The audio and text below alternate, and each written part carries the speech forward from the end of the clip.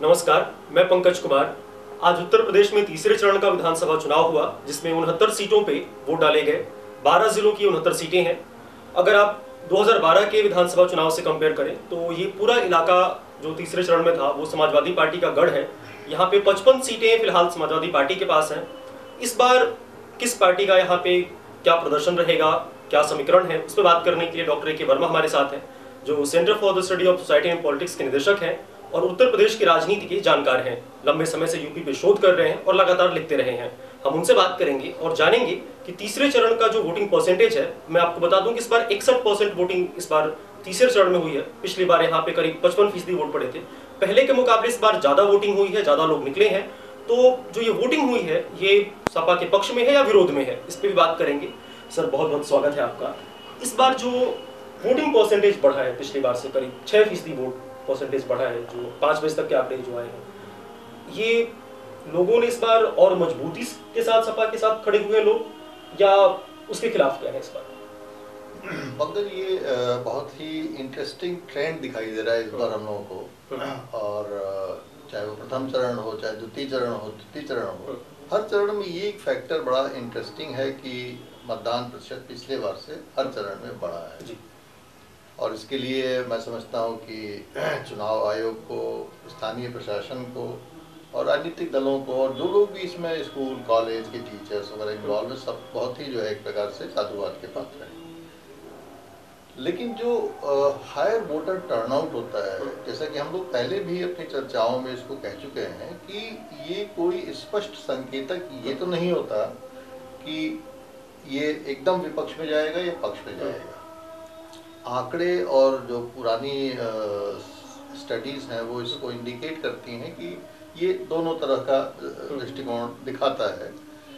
लेकिन इसको अगर समझने के लिए हम इसको और गहराई में जाके विश्लेषण करें कि ये जो मतदाता बढ़ा हुआ है तो शायद ज़्यादा उसमें प्रकाश पड़ेगा। केवल बढ़े हुए मतदान को जस्टिफाई कर देना कि वो सरकार के पक्ष में है, एंटी इनकम्बेंसी को शो करता है, चेंज शो करता है, जैसा कि बहुत सारे लोगों को मानना होता है।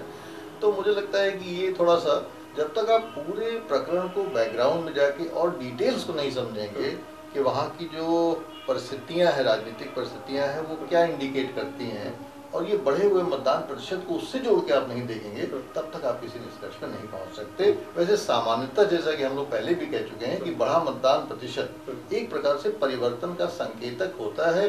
वो परिवर्तन सत्ता के प्रति भी हो सकता है, वो स्थानीय नेता के प्रति भी हो सकता है, अपने जनप्रतिनिधि के प्रति भी हो सकता है ना। जरूरी नहीं कि वो सत्ता पक्ष का हो सकता है कोई विरोधी पक्ष का नेता बहुत 5-7 साल से जमा हुआ हो, 2-3 बार से जमा हुआ हो, तो ये इनको भी परिवर्तित करने का हमारी प्रवृत्ति हो सकती है कि हटाओ भाई इसको, 2 बार से, चाहे वो किसी भी पार्टी का हो।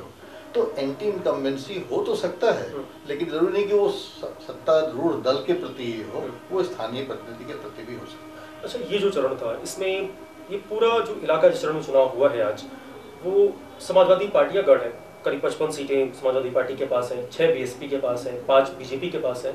तो मतलब कह सकते हैं आप कि 90% सीटें समाजवादी पार्टी के पास इन 69 में से लगभग है। लगता है आपको किस बार ये समाजवादी पार्टी ने अपना गढ़ बचा पाएगी या बचा रही है? पंकज, ये बहुत ही इस बात का अहम चक्र है, क्योंकि 2012 का जो समाजवादी पार्टी का प्रदर्शन था, 90% तो नहीं, 78.5% सीटें इनके पास हैं। तो अगर हम इसको इस तरीके से देखें कि यहाँ पे होने के लिए केवल समाजवादी पार्टी के पास है और पाने के लिए शेष पार्टियों के पास है, क्योंकि 5 सीटें BJP, 6 seat BSP, 1 seat Congress, ठीक है, शेष 55 सीटें जो है वो समाजवादी पार्टी के पास है। तो सबसे ज्यादा जो प्रतिष्ठा दांव पे लगी हुई है वो समाजवादी पार्टी की लगी हुई है।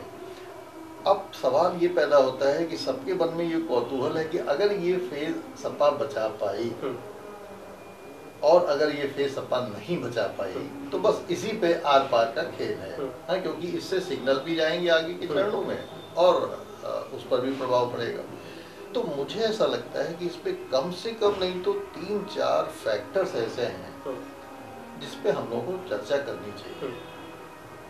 पहला फैक्टर तो ये है कि समाजवादी पार्टी जब 2012 में चुनाव लड़ी थी तो एक मजबूत संगठन के आधार पर लड़ी थी। इस बार उनका संगठन वो मजबूती नहीं दिखा पाया है। पहली चीज तो ये है, हम सभी लोग जानते हैं कि उनके परिवार में भी दरार रही है और उस परिवार की दरार का जो फर्क है वो संगठन पे भी पड़ा है। यहाँ तक कि मुलायम सिंह यादव को अगर देखा जाए तो उन्होंने भी केवल सिलेक्टिवली एक दो कॉन्स्टिट्यूएंसी घात का ही मसला रहा है। हाँ, क्योंकि ये जो पूरा इलाका है, हाँ, जो फर्रुखाबाद है, इटावा है, हाँ, और कानपुर है, हाँ, लखनऊ है, ये सपा का बेल्ट है और यहाँ पे सपा के परिवार के लोग भी खड़े हैं दरअसल। हाँ, इस इलाके को अखिलेश के प्रभाव के क्षेत्र में या मुलायम के प्रभाव का इलाका कहा जाए, लेकिन शिवपाल का भी थोड़ा प्रभाव इन इलाकों में रहा है और शिवपाल का एक गुट है जो नाराज है कहीं ना कहीं जो पार्टी में हुआ और जो उनकी उपेक्षा की गई, ऐसा लोग कहते हैं। तो आपको लगता है कि जो भीतरघात भी जो कुछ सपा को इसमें नुकसान कर सकता है?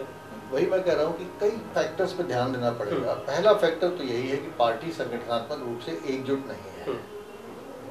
दूसरा फैक्टर ये है कि चूंकि ये एक प्रकार से ओबीसी बेल्ट है, इसको यादव बेल्ट कहा जाता है। जितने जिले इन्वॉल्व है इसमें 12, इसमें यादव बेल्ट कहा जाता है और इसमें यादव का विशेष वर्चस्व, ओबीसी में भी यादव समाज का विशेष वर्चस्व है।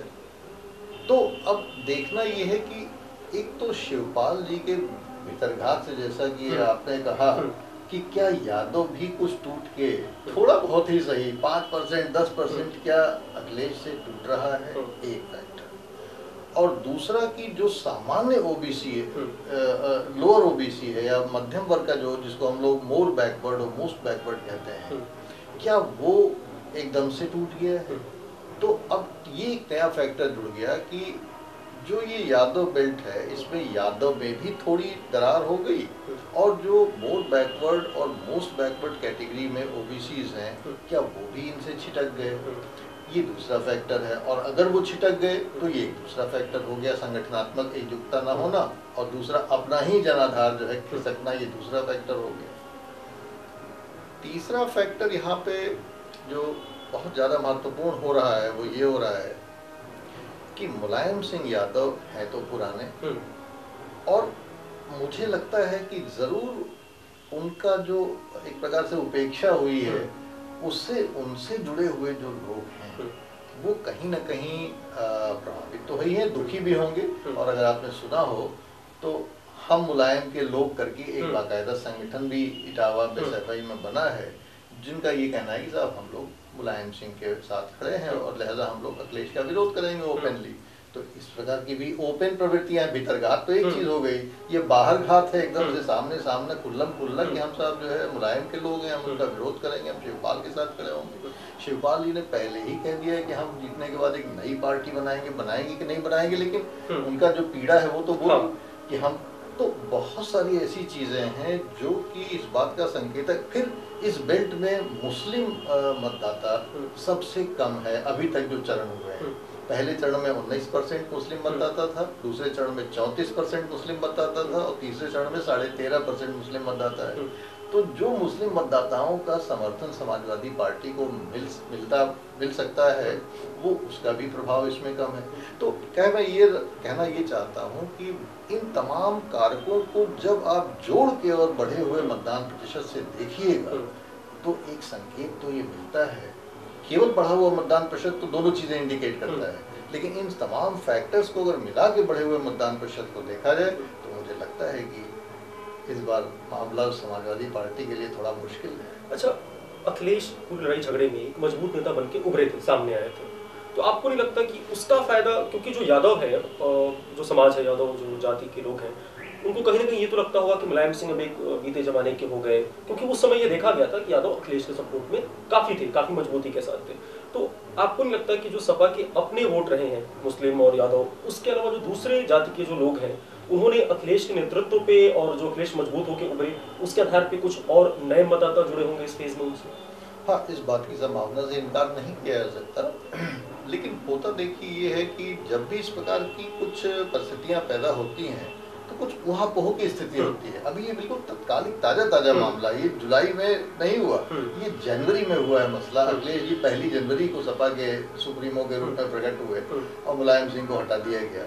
तो अभी ये इतना ताजा है कि सपा का जो मतदाता है इसको रिएक्ट ही नहीं कर पाया होगा कि भाई ये क्या कैसे उसको देखें, पिता के साथ जाए, पुत्र के साथ, निष्ठाएं उसकी पिता के साथ है जो 1967 से एमएलए चले आ रहे थे और पदों पे बने हुए हैं और सपा के एकमात्र वो हैं।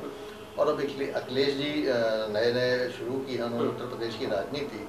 तो ये जो लोगों की निष्ठा पिता और पुत्र के बीच में जो विभक्तिकरण हुआ है, अभी इसका अनुमान लगाना बहुत मुश्किल है कि वास्तव में कितने प्रतिशत यादव, कहे मैं यही रहा हूँ कि अगर उसमें से थोड़ी भी यादव खिसक गए अखिलेश के प्रति, तो उसकी भरपाई वो जो नए लोग उनसे जुड़े हैं उनसे हो पाएगी कि नहीं, ये एक बहुत बड़ा सवालिया निशान है अखिलेश जी पे।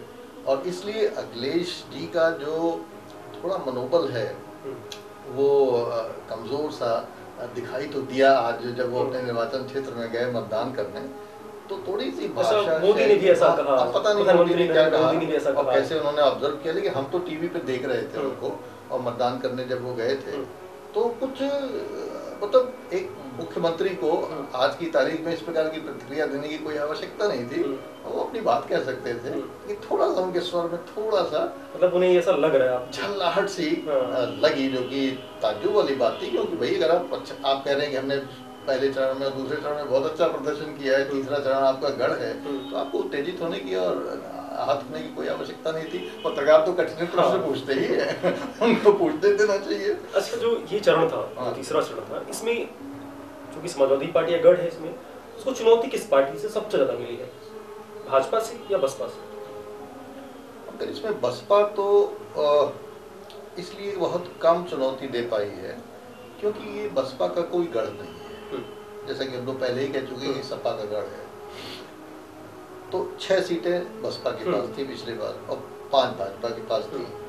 जो भाजपा की जो मतलब समाजवादी पार्टी की जो चुनौती है वो बसपा से इतनी ज्यादा इसलिए नहीं कि बसपा का वहाँ कोई बहुत यादव बेल्ट में जनाधार नहीं है, लेकिन भाजपा इसलिए चुनौती के रूप में उभरी है सपा के लिए इस क्षेत्र में क्योंकि भाजपा ने स्वयं अपना एक कॉन्स्टिट्यूएंसी ट्रांसफॉर्मेशन प्लान किया है इस बार। उन्होंने अपना जो जनाधार था उसमें एक बहुत आमूलचूल परिवर्तन किया है और उस आमूलचूल परिवर्तन में मुख्य बात ये रही है कि उन्होंने ओबीसीज को विशेष रूप से अपना लक्ष्य बनाया है। और जैसा कि हम लोग जानते हैं कि नॉन यादव ओबीसीज को उन्होंने लक्ष्य बनाया है, जिसमें अनुप्रिया पटेल और केशव प्रसाद मौर्य और स्वामी प्रसाद मौर्य इस प्रकार के नेताओं को उन्होंने रोपित किया, अपने अपने मिलाया। और इसी के साथ साथ उन्होंने जो टिकट आवंटन किया है उस टिकट आवंटन में उन्होंने लगभग 50% ओबीसीज को टिकट दिए, जो कि एक बहुत ही बढ़िया डील है ओबीसीज के लिए। इतनी बढ़िया डील और किसी पार्टी ने उनको दी नहीं है। और आप जानते हैं कि आजकल का ज़माना ये है कि जब तक आप किसी समाज को पर्याप्त सहभागिता राजनीति में और राजनीतिक संगठनों में नहीं देंगे, राजनीतिक जो गुड्स और सर्विसेज हैं उसमें नहीं देंगे, तब तक उसका समर्थन आपको नहीं मिल सकता है। तो बीजेपी ने जो अपनी रणनीति अपनाई है कि जो उसने अपने जनाधार का एक प्रकार से पूरा आमूलचूल परिवर्तन कर दिया है कि अपर कास्ट पर फोकस करने के बजाय उसने ओबीसी पर अपना फोकस कर दिया है, वो भी नॉन यादव, मोर बैकवर्ड और मोस्ट बैकवर्ड पे। तो इस यादव बेल्ट जो नॉन यादव ओबीसीज हैं वो एक चीज से आहत हैं और वो ये आहत हैं कि इस यादव बेल्ट में इनका यादव डोमिनेंस चलता है और वहाँ पे ओबीसी जो है नॉन यादव ओबीसी मोर बैकवर्ड्स और मोस्ट बैकवर्ड जो हैं एक प्रकार से अपने को सेकंड कैटेगरी के उपेक्षित समझते हैं कि हमको लाभ कौन पूछता है, हम यादव नहीं है। तो वहाँ यादव डोमिनेंस होने से वो अंदर से कहीं ना कहीं तो कटे हुए थे या नाराज महसूस करते थे, उनको बीजेपी ने एक मंच प्रोवाइड कर दिया है। और इसलिए बीजेपी उस एरिया में अपने इस सोशल इंजीनियरिंग के द्वारा एक नए सशक्त फैक्टर के रूप में इस यादव बेल्ट में उभरी है। अदरवाइज वहाँ बीजेपी का कोई नाम लेवा नहीं था। आप जैसा कि देख ही रहे हैं कि 5 सीटें वहाँ मिली थी, लेकिन ये जो रणनीति 2014 के बाद से अपनाई गई है बीजेपी के द्वारा, इस रणनीति के कारण वहाँ पे बीजेपी एक बहुत सशक्त चुनौती के रूप में इसलिए उभरी है जो कारण हम लोग पहले बैकग्राउंड पे डिस्कस कर चुके हैं उस कारण। अच्छा, इस समय हम लोग खैर कानपुर में हैं, आप कानपुर में बहुत शुरू से आप यहीं रहे हैं, कानपुर की राजनीति को आप समझते हैं। 10 विधानसभा की सीटें हैं यहाँ पे, पूर्व कोयला राज्य मंत्री शिवराज जायसवाल यहाँ से रहे, सांसद रहे यहाँ से, फिलहाल मुरली मनोहर जोशी हैं बीजेपी से। कानपुर किधर जा रहा है इस बार?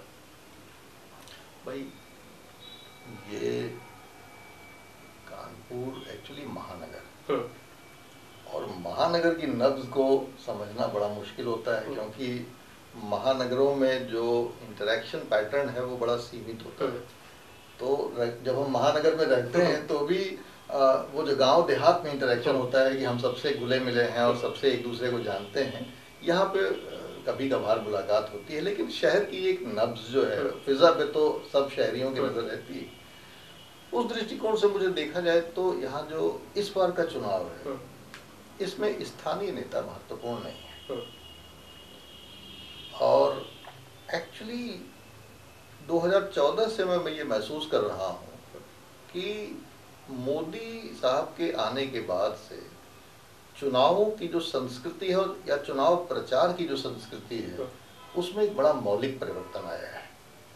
चुनाव प्रचार में पहले एक भाजपा जैसे जो पार्टियां थी, जनता पार्टी हुआ करती थी या और भी समाजवादी पार्टी हुआ करती थी या और भी जो छोटी मोटी पार्टियां होती, कम्युनिस्ट पार्टीज हुआ करती थी देश दुनिया में और जगहों पे हम लोग देखते हैं, तो वहाँ पे एक कलेक्टिव लीडरशिप होती थी जिसमें एक 8-10 लोग महत्वपूर्ण माने जाते थे कैंपेनिंग के लिए। आज भी वो स्टार प्रचारक कहे जाते हैं, प्रभाव नहीं। आज आदमी केवल मोदी को सुनने आ रहा है और ये संस्कृति 2014 से लागू हो गई है। और 2014 के बाद से हर जगह जहाँ भी चुनाव हुए, चाहे वो दिल्ली का चुनाव रहा हो, बिहार का रहा हो, उधर आसाम का रहा हो या कहीं और के छोटे मोटे राज्यों के चुनाव है, ऐसा बीजेपी के नेताओं ने मान दिया है कि साहब मोदी जी आएंगे, वो चुनाव प्रचार करेंगे, वही जितवा देंगे हमको, अपने भाषण देंगे। तो वो बेचारे कितनी जगह जाएं, एक नेता कितनी जगह जा सकता है।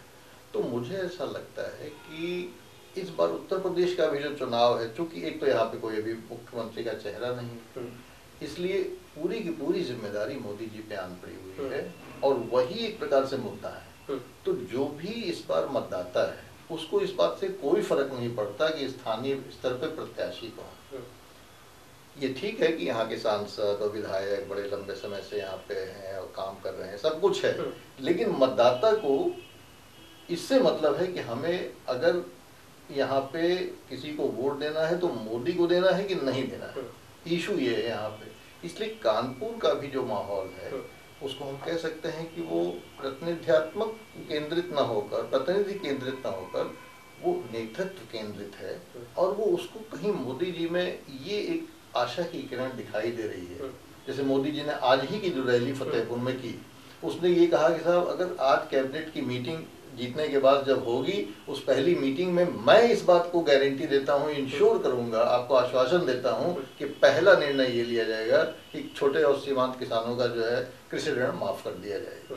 तो लोगों में जिस प्रकार से उन्होंने एक आश्वासन की किरण भरी है, तो लोगों को लगता है कि यार ठीक है यार, जो भी चीफ मिनिस्टर होगा वो तो बात का मसला है, वो पार्टी निपटेगी, हमें तो मोदी जी के उस आश्वासन पे बिलीव करना है। तो इसलिए यहाँ का जो चुनाव है वो स्थानीय नेताओं और उनके प्रभाव में नहीं है, मोदी जी के प्रभाव में चल रहा है। अच्छा, हम राजधानी लखनऊ की बात करें तो आज वहाँ पे वोट डाले गए।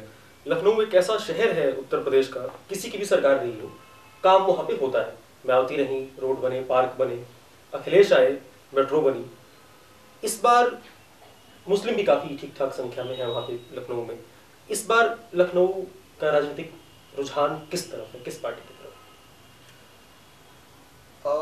लखनऊ का राजनीतिक रुझान भी राज्य के रुझान से कोई बहुत अलग नहीं है, क्योंकि जब फिजा बनती है तो पूरे राज्य को समेट लेती है अपने में। इसलिए लखनऊ भी कोई बहुत अलग रुझान नहीं है। और लखनऊ में चूंकि कैपिटल है तो इसके बावजूद कि सारी पार्टियां वहाँ पे भाई काम करती हैं और कैपिटल होने की वजह से स्वाभाविक रूप से विकास होता है, लेकिन लखनऊ के लोगों की जो शिकायत है, और वो शायद प्रदेश के बहुत ज़्यादा जगहों पे वही स्थिति है, कि विकास के साथ साथ नागरिक को सबसे ज़्यादा दरकार सुरक्षा की होती है, लॉ एंड ऑर्डर की होती है। और इस बिंदु पर चाहे वो लखनऊ हो, चाहे कानपुर हो, चाहे प्रदेश का गांव देहात हो, यहाँ पे लोगों के दिलों में थोड़ा सा कसक है। तो एक बार हम विकास की उपेक्षा कर सकते हैं, क्योंकि हम लोग 70 साल से बिना बिजली के और पानी के और सड़क के रहते आए हैं। हम लोग भारतीय लोग हैं, हर परिस्थिति में रहने की आदत है हमारी, इसलिए हमको ठीक है विकास हो, बहुत अच्छी बात है। लेकिन अगर विकास नहीं भी होता है तो हम सहनशीलता के स्तर को पराकाष्ठा पे हम लोग जीते हैं और उसको हम लोग कोई माइंड नहीं करते हैं। भगवान से प्रार्थना करते रहते हैं, आशा करते रहते हैं कि शायद अगली सरकार विकास करे, लेकिन कम से कम सुरक्षा तो हमको मिलनी चाहिए। ये तो आम नागरिक का हक है। अगर यही नहीं मिले तो फिर सरकार और पुलिस की जरूरत क्या है? फिर तो हम अपने ही से रहें, बिना सरकार के रहें। भाई अगर असुरक्षित ही रहना है तो सरकार की जरूरत क्या है? तो मुझे लगता है कि लखनऊ में भी असुरक्षा का मुद्दा, जहाँ भी मैंने बात की, जिन लोगों से भी बात की, उनके दिलों में ये कसक तो है कि लखनऊ भी सुरक्षित नहीं रहा, वहाँ भी लॉ एंड ऑर्डर की प्रॉब्लम। इसका नुकसान हो सकता है समाजवादी पार्टी को। अच्छा, एक सीट काफ़ी अहम है लखनऊ में, लखनऊ कैंट। वहाँ से मुलायम सिंह की जो छोटी बहू है अपर्णा यादव, वो खड़ी हैं। डिम्पल यादव प्रचार करने गई, मुलायम सिंह ने प्रचार किया। और वहाँ से बीजेपी की तरफ से जो है रीता बहुगुणा जोशी हैं, जो पहले कांग्रेस में थी, वो सीट की अगर सिर्फ बात करें, सिर्फ उस सीट की बात करें, तो उस सीट पे क्या हाल है? ये कैंट की जो सीट एक्चुअली है, इसमें एक तो फैक्टर उत्तराखंड कनेक्शन इसका बहुत इम्पोर्टेंट है, क्योंकि दोनों उत्तराखंड के कनेक्शन से, रीता बहुगुणा का भी और अपर्णा का भी। ठीक है, एक तो ये लोगों को लगता है कि वहाँ पे बहुत सारे लोग ऐसे बसे हुए हैं जो उत्तराखंड से जिनका कनेक्शन है, तो भाई चलिए दोनों उत्तराखंड को और न्यूट्रलाइज कर देगा। लेकिन अब फैक्टर ये है कि जब आप 25 साल से लखनऊ में रह रहे हैं तो ठीक है उत्तराखंड के आप हो गए, लेकिन बेसिकली तो आप लखनऊ के बाशिंदा, लखनऊ के शहरी हो गए, आपका मिजाज लखनऊ हुआ हो गया। हाँ, लेकिन राजनीति में पहले आप नहीं चलता है, बावजूद इसके कि लखनऊ का मिजाज हो गया, लेकिन राजनीति में पहले आप नहीं चलता है, वहाँ पहले हम ही चलता है। और इसलिए मुझे लगता है कि वहाँ का जो मतदाता है वो इस बात से जोड़ के इसको देखेगा कि यहाँ आने वाली सरकार की क्या संभावनाएं हैं। अगर उस मतदाता को लग रहा होगा कि अखिलेश रिपीट हो रहे हैं तो अपर्णा के साथ जाएगा। लेकिन अगर उसको, और एक तो फैक्टर ये भी है ना कि वो सिटिंग सीट रीता बहुगुणा की है, तो वो जो उनका बेच है वो है ही है, और उसमें बीजेपी का एड ऑन हो रहा है। अपर्णा एकदम न्यू एंट्रेंट है, और ये ठीक है कि मुलायम सिंह और सब डिम्पल और वगैरह वगैरह उनके लिए वहाँ पर प्रचार किया, उससे प्रभाव पड़ता है। ऐसा नहीं है मुलायम सिंह आए और प्रभाव ना पड़े, एक बड़े नेता हैं, प्रभाव पड़ेगा। अपर्णा का भी, ये डिम्पल का भी अपना एक व्यक्तित्व है, वो भी बहुत शालीन और अच्छे सुलझे हुए ढंग से अपना चुनाव प्रचार किया। लेकिन राजनीति में तो बहुत तरह की चालें चली जाती हैं जीतने के लिए, बहुत तरह की टैक्टिसेस अडॉप्ट की जाती हैं, और इसलिए मुझे लगता है कि ये बहुत ही हॉटली कॉन्टेस्टेड सीट हो सकती है, और ऊँट किसी भी कर पर बैठ सकता है। एकदम अभी नहीं कहा जा सकता है कि ये अपर्णा या रीता बहुगुणा के पास चली ही जाएगी। अच्छा, मैं एक सवाल स्थानीय स्तर का है। कुछ ऐसे उम्मीदवार होते हैं जो लगातार चुनाव जीतते रहते हैं, जैसे एग्जाम्पल के तौर पे प्रमोद तिवारी रामपुर खास से हैं, किदवई नगर से कानपुर का जो विधानसभा सीट है, अजय कपूर है, महाराजपुर से सतीश महाना है। ऐसे बहुत सारे नेता हैं जो चुनाव हारते नहीं, पिछले अगर आप 3-4 बार का उनका देखें तो लगातार चुनाव जीत रहे हैं। ऐसे लोग किस वजह से चुनाव जीतते हैं, क्यों, क्या वजह क्या होती है? हाँ पंकज, ये एक्चुअली केस स्टडी है राजनीति में, और खासतौर से ये हर पार्टियों में इस प्रकार के नेता पाए जाते हैं, और कहीं कहीं इस प्रकार से बने, जैसे नरेश अग्रवाल हरदोई का अगर उदाहरण है तो वो उनके पिताजी या उनके पुत्र, अब तो इस प्रकार से बहुत सारे हम लोग उदाहरण दे सकते हैं जहाँ पे कि एक परिवार का, एक व्यक्ति का उस पार्टी पे लगातार कब्जा चलता रहता है। वो अपने में उस पार्टी के लोगों के लिए सीख का एक लेसन है कि वहाँ से कैसे जीता जाए। मुझे लगता है कि राजनीति में जो सबसे अहम चीज़ है विक्ट्री के लिए, वो regular contact with the people. तो उस निर्वाचन क्षेत्र में हम बराबर जाते रहें और मतदाताओं से और जनता से अपना संपर्क बनाए रहें, उनकी समस्याओं का समाधान करते रहें या करने की कोशिश करते रहें, तो कम से कम हमारा एक जो ये 15-20 दिन के चुनाव प्रचार पे जो आश्रित हम हो जाते हैं, इसी में हमको चुनाव प्रचार करके जीतना है, इससे हमें निजात मिल सकती है। और वो एक बड़ी प्रैग्मेटिक स्ट्रेटजी है पॉलिटिक्स में, कि पॉलिटिक्स में आप क्यों 15 और 20 दिन में चुनाव जीतना चाहते हैं? आप 5 साल में क्यों नहीं चुनाव जाना चाहते, जिसमें ना निर्वाचन आयोग का कोई डंडा है, ना उसमें मॉडल कोड ऑफ कंडक्ट है, ना कुछ है। आपको जो करना हो तो करिए। तो 5 साल आप चुनाव प्रचार करिए, तो आपको 15-20 दिन में कोई चुनाव प्रचार करने की आवश्यकता नहीं है। लेकिन ये कोई नहीं करना चाहता है, और लोग इस रणनीति को अगर अपना के चलें तो मुझे लगता है कि जो बार बार चुनाव जीतते हैं उनके पास कोई मैजिक बैंड नहीं है कि वो क्यों बार बार चुनाव जीत जाते हैं। वो सिंपल फार्मूला है कि लोगों से आप जुड़ जाइए, लोगों के आप हो जाइए, लोग तो आपके हो ही जाएंगे। अच्छा, जैसे जैसे चुनाव पहला चरण खत्म हुआ, दूसरा, फिर तीसरा, 2 महीने पहले बसपा के बारे में कोई बात नहीं कर रहा था। मैं खुद फील्ड में गया, मुझे ऐसा लगा कि बसपा बहुत कमजोर है, ऐसा फील्ड में मेरा अनुभव था। लेकिन जैसे जैसे चुनाव चरण एक एक करके क्रॉस हो रहे हैं, वैसे वैसे लोग बसपा के बारे में बात करने लगे हैं, लोग चर्चाएं थोड़ी थोड़ी होने लगी हैं। तो आपको कहीं, मतलब आपको कहीं भी ऐसा लगता है कि कुछ शॉकिंग परिणाम आ सकते हैं, या बसपा रेस में आ रही है?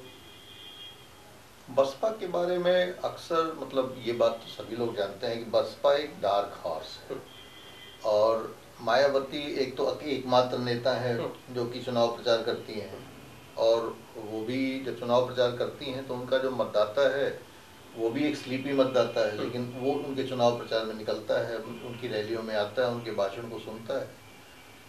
तो अभी जब चुनाव शुरू होने वाले थे उसके पहले जब फील्ड स्टडीज की गई तो उसमें जो रिस्पोंडेंट्स थे या जो लोग थे उनमें मायावती की कोई चर्चा नहीं थी या बहुत कम चर्चा थी, और ऐसा लगता था कि मायावती काफ़ी पीछे चल रही है। लेकिन जिस तरीके से उन्होंने ये दलित मुस्लिम गठजोड़ किया है और इधर रैलियां भी ताबड़तोड़ किया है उन्होंने, तो ऐसा लगता है कि थोड़ा उत्साह तो उनके मतदाताओं में आया है। इसलिए ये नहीं कहा जा सकता कि उनका प्रदर्शन एकदम ही और 2012 से भी खराब होने वाला है। मुझे लगता है कि 2012 का प्रदर्शन या कम से कम उसके निकट तो वो जरूर पहुंचेंगी, अगर उससे आगे नहीं बढ़ेंगी तो इतना तो फिर भी हम लोग समझ सकते हैं कि 2014 का नतीजा नहीं होगा जिसमें एक भी सीट वो नहीं जीत पाई थी, वो नतीजा कोई एक्सपेक्ट नहीं कर सकता है। मतलब आप वोटिंग परसेंटेज के हिसाब से कह रहे हैं कि 2012 तक पहुंच सकती हैं? हाँ, वोटिंग परसेंटेज के हिसाब से हम कह रहे हैं कि उनका जो वोटिंग प्रतिशत था उसमें भी बहुत बड़ा वर्ग है जिसमें एड ऑन हो रहा है। मायावती से अगर दलित छिटक रहे हैं, नॉन जाटव छिटक रहे हैं, तो एक मुस्लिम्स का एक एड ऑन भी हो रहा है। तो इससे सपा को कितना बड़ा नुकसान है? क्योंकि मुझे लगता है कि फिर तो बहुत बड़ा नुकसान हो सकता है सपा को।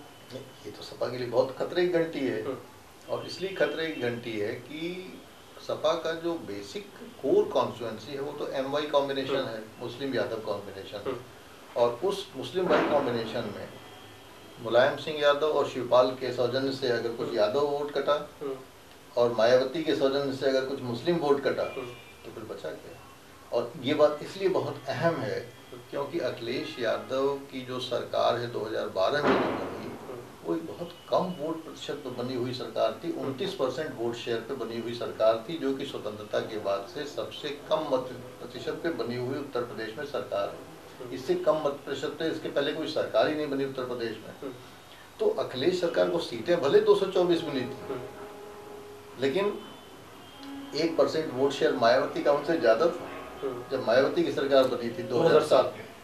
तो वोट शेयर के हिसाब से देखा जाए तो अखिलेश सरकार कोई बहुत स्थायी और मजबूत जनाधार पर खड़ी हुई सरकार नहीं है, और अगर उसके ये एमवाई कॉम्बिनेशन अर्थात यादव और मुस्लिम कॉम्बिनेशन में थोड़ा एक ईंट भी खिसक गई अगर तो पूरा कोलैप्स हो जाएगा। अच्छा, मेरा आखिरी सवाल है, जो आगे की चुनाव, जो आगे की चरण है, उसमें किन दो पार्टियों में मुकाबला है? अब तो मुकाबला धीरे धीरे बड़ा साफ हो गया है। पहले तो हम लोगों को लगता था कि शायद त्रिकोणीय मुकाबला होगा, लेकिन अब वो मुकाबला धीरे धीरे बिल्कुल साफ हो गया है, और अब तो मेन कॉन्टेस्ट में भाजपा और समाजवादी पार्टी, यही दो पार्टियां स्पष्ट रूप से, इसमें कोई जो है शक और शुबा नहीं रहा, ये दो पार्टियां ही मेन कॉन्टेस्ट हैं। Thank you sir. अगले चरण के पहले फिर हम आपसे बात करेंगे। मेरे साथ है डॉक्टर A.K. वर्मा, जो centre for the study of society and politics के निदेशक हैं और उत्तर प्रदेश के मामलों की जानकार हैं। मैं पंकज कुमार, और आपको जो भी हमारे इस वीडियो पे लग रहा हो, अगर आप उत्तर प्रदेश के हैं या उत्तर प्रदेश के बाहर के भी हैं और यूपी की राजनीति को समझते हैं, तो जो भी आपकी प्रतिक्रिया है आप कमेंट बॉक्स में लिखिए।